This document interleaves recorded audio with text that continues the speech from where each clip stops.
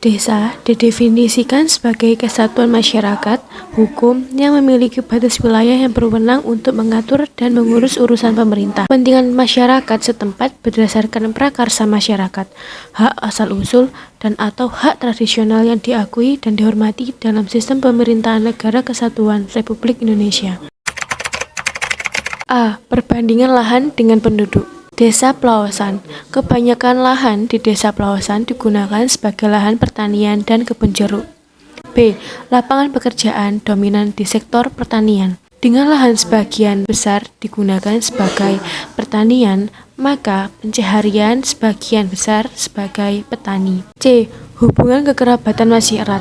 Kekerabatan merupakan bentuk awal tumbuhnya organisasi sosial, politik, ekonomi, dan lainnya. Kekerabatan dibagi menjadi dua, yaitu kekerabatan atas dasar perkawinan dan keturunan.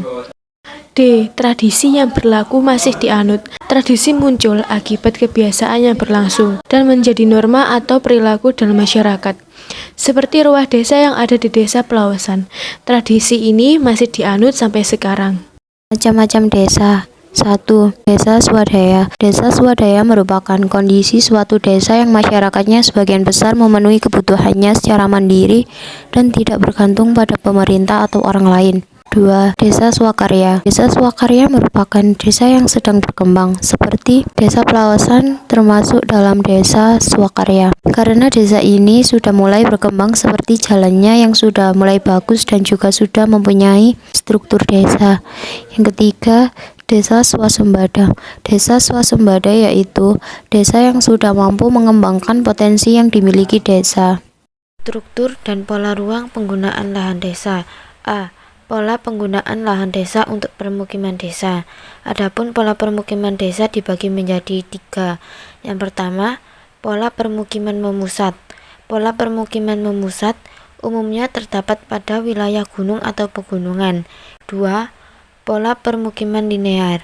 Pola permukiman linear yaitu pola permukiman yang mengikuti alur jalan atau sungai. 3. Pola permukiman memencar. Pola permukiman memencar dapat terlihat dari permukiman penduduk yang jaraknya berjauhan. B. Pola penggunaan lahan desa untuk kegiatan ekonomi. Pola penggunaan tanah di desa untuk kegiatan ekonomi umumnya didominasi oleh lahan pertanian, baik pertanian tradisional maupun pertanian yang telah maju atau sudah memanfaatkan mekanisme pertanian. Dapat berarti dua makna yang berbeda. Pertama, kota adalah suatu daerah terbangun yang didominasi jenis penggunaan lahan non-pertanian dengan jumlah penduduk dan intensitas penggunaan ruang yang cukup tinggi. 2. Kota dalam pengertian administrasi pemerintahan diartikan secara khusus yaitu suatu bentuk pemerintahan daerah yang mayoritas wilayahnya merupakan daerah perkotaan. Ciri-ciri fisik kota meliputi beberapa hal berikut ini. 1. Fasilitas perekonomian. Untuk menunjang perekonomian kota, biasanya terdapat pusat perekonomian seperti pasar maupun pusat perbelanjaan. 2. Jaringan transportasi. Untuk memudahkan kegiatan masyarakat dalam beraktivitas, jaringan transportasi mutlak diperlukan baik itu kondisi jalan, halte, terminal, stasiun, bus, kereta, dan sebagainya. Pusat pemerintahan. Pusat kota selalu menjadi daya tarik dalam menentukan berkembangnya kota-kota. Yang keempat, bangunan fisik mayoritas gedung. Salah satu fisik kota adalah bangunan fisik berupa gedung-gedung. Ciri-ciri sosial itu kondisi masyarakat heterogen. Kota memiliki daya tarik tersendiri sehingga banyak masyarakat dari berbagai daerah untuk datang dan menetap di kota. 2. Masyarakat individualis. Kondisi sosial masyarakat kota dapat dikatakan individualis karena masyarakat yang sifatnya individualis berdampak pada budaya hubungan kekerabatan. 3. Mata pencarian non-agraris. Di bidang pekerjaan, masyarakat kota bekerja di sektor jasa atau industri. Pola keruangan kota. Berdasarkan sejarahnya, kota lahir dan berkembang dari wilayah perdesaan karena adanya pertumbuhan penduduk yang diikuti dengan kebutuhan yang meningkat, perkembangan teknologi dan informasi. A. Pola sentralisasi.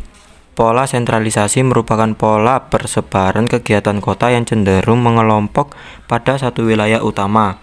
Mojokerto termasuk dalam pola sentral karena semua kegiatan utama dan ada di pusat perkotaan Mojopahit. B. Pola desentralisasi. Pola desentralisasi merupakan pola persebaran kegiatan kota yang cenderung menjauhi pusat atau inti kota, sehingga membentuk pusat atau inti kota baru. C.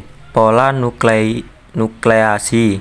Pola nukleasi merupakan pola persebaran kegiatan kota yang menyerupai dengan pola sentralisasi, tetapi skala ukuran lebih kecil. Inti kegiatan perkotaan berada di daerah utama. D. Pola segresi. Pola segresi merupakan pola persebaran kegiatan kota yang terpisah-pisah yang pembagiannya berdasarkan keadaan sosial, ekonomi, budaya, dan sebagainya. Klasifikasi kota. Klasifikasi kota dibagi menjadi 5. Yang pertama ada kota kecil dengan jumlah 20.000 sampai 50.000 jiwa. 2. Kota sedang dengan jumlah 50.000 sampai 100.000 jiwa. 3. Kota besar. Penduduk kota besar 100.000 hingga 1 juta jiwa. 4. Kota metropolitan sekitar 1 juta jiwa. Yang kelima, kota megapolitan lebih dari 5 juta jiwa.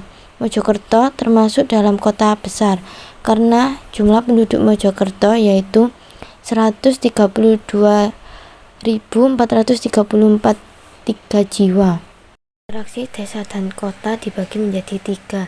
Yang pertama ada regional komplementari, yang kedua intervening opportunity, yang ketiga spatial transferability. Pemerintah hanya memperbaiki jalanan yang rusak, namun di pinggir jalan digunakan oleh masyarakat untuk berjualan yang di luar jangkauan pemerintah.